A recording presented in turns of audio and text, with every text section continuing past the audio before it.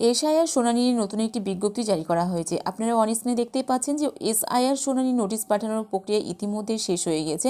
থাকবে কাদের নাম এবং বাদ পড়বেন কারা, বিস্তারিতভাবে এখানে জানিয়ে দেওয়া হয়েছে যে এসআইআর শুনানিতে কাদের লিস্টে নাম থাকবে এবং কাদেরকে ভোটার লিস্ট থেকে বাতিল করে দেওয়া হবে।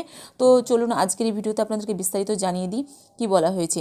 খসড়া তালিকা প্রকাশের সময় 58 লক্ষ ভোটারের নাম বাদ গিয়েছে। তাদের মৃত বা স্থানান্তরিত বা ডুপ্লিকেট ভোটার বলে চিহ্নিত করেছিল কমিশন।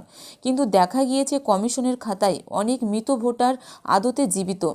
এছাড়াও রয়েছে ভোটার তালিকায় বিশেষ নিবিড় সংশোধন প্রক্রিয়ার শুনানি পর্ব প্রায় শেষ পর্যায়ে। সব ঠিক থাকলে আগামী 7ই ফেব্রুয়ারি চূড়ান্ত তালিকা প্রকাশ করবে জাতীয় নির্বাচন কমিশন। 1 ফেব্রুয়ারির মধ্যে ভোটারদের কাছে নোটিশ পৌঁছে দেওয়ার সময়সীমা ছিল। যাদের শুনানি হয়ে গিয়েছে তাদের তথ্য 2 তারিখের মধ্যে কমিশনের পোর্টালে আপডেট করার সময়সীমাও পেরিয়েছে।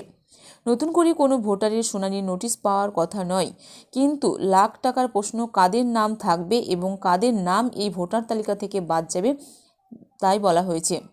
কমিশন সূত্রে জানা গিয়েছে, খসড়া তালিকায় নাম থাকা যে সমস্ত ভোটারদের কাছে শুনানির নোটিশ আসেনি তাদের নাম অটোমেটিকভাবে চূড়ান্ত তালিকায় থাকবে। যাদের নামে নোটিশ এসেছে তাদের নিয়েই যত ঝামেলা। জানা যাচ্ছে শুনানির সময় কমিশনের নির্ধারণ করা 13টি নথির একটিও যারা জমা দিতে পারেনি তাদের নাম বাদ যাওয়ার সম্ভাবনা প্রবলভাবে রয়েছে। তবে সুপ্রিম কোর্টের নির্দেশে মাধ্যমিকের অ্যাডমিট কার্ড গ্রহণযোগ্য নথি। যারা মাধ্যমিকের অ্যাডমিট কার্ড দেখিয়েছেন তাদের নাম চূড়ান্ত তালিকায় থাকবে বলেই সূত্র মারফত খবর। তো 13টি নথি কিন্তু নির্বাচন কমিশনের তরফ থেকে জানিয়ে দেওয়া হয়েছে। এই 13টি নথি যদি আপনারা দিয়ে থাকেন তো অবশ্যই কিন্তু আপনাদের লিস্টে নাম থাকবে এমনটা বলা হয়েছে।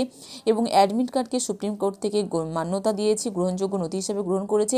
আপনারা যদি অ্যাডমিট কার্ড দিয়ে থাকেন সেক্ষেত্রেও কিন্তু আপনাদের চূড়ান্ত তালিকায় নাম থাকবে বলে জানানো হয়েছে।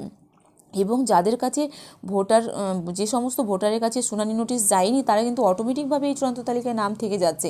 এবং যাদের কাছে গিয়েছে তারা যদি 13টি ডকুমেন্টের মধ্যে যে কোনো একটা ডকুমেন্টও প্রেজেন্ট করতে পেরেছে তো তাদের নামও কিন্তু লিস্টে থাকবে এমনটাও কিন্তু জানানো হয়েছে।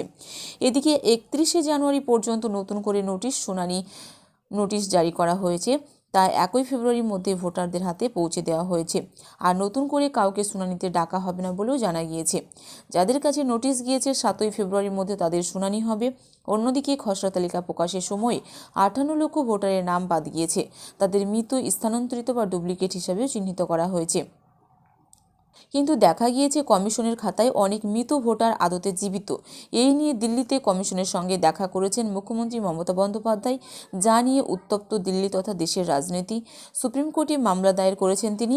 বাদ যাওয়া ভোটারদের পক্ষে দাঁড়িয়ে তার মন্তব্য, খুনের অভিযোগ কোনো ব্যক্তি আত্মপক্ষ সমর্থনের সুযোগ পান, কিন্তু 58 লক্ষ ভোটারের নাম বাদ দেওয়া হয়েছে তাদের কোনো কথা না শুনে। ডুপ্লিকেট বা মৃত ভোটার নিয়ে আমার কোনো বক্তব্য নেই, কিন্তু জীবিত থাকার পর নির্বাচন কমিশনের খাতায় অনেক ভোটারকে মৃত দেখানো হয়েছে বলে তার দাবি।